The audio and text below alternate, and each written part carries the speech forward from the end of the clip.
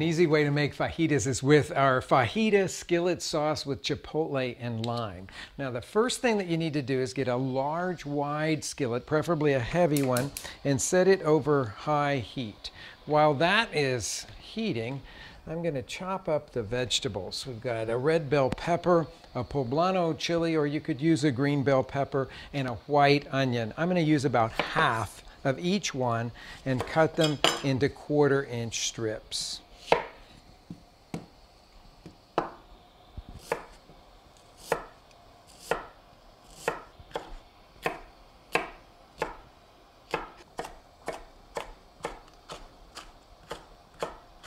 Next, I'm going to film this hot skillet with a little bit of vegetable oil. Best to use the kind that's intended for high heat cooking.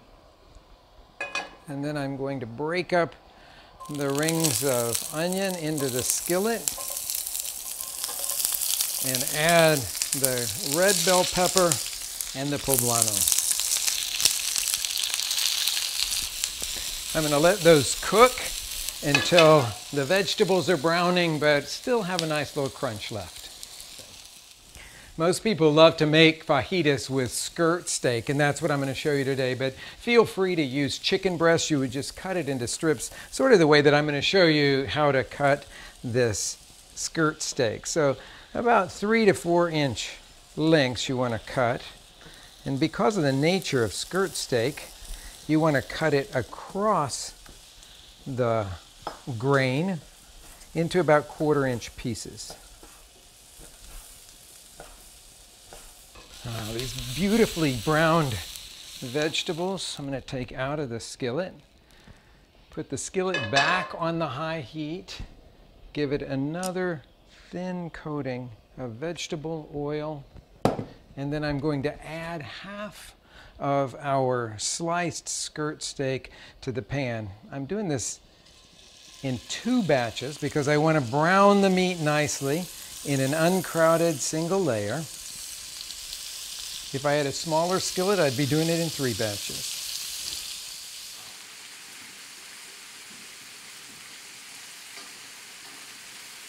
Now, it took about 3 minutes to brown that first batch of meat.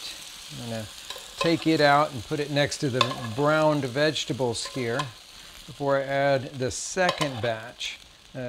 Be careful to cook the meat in that uncrowded layer so that you can get nice even browning.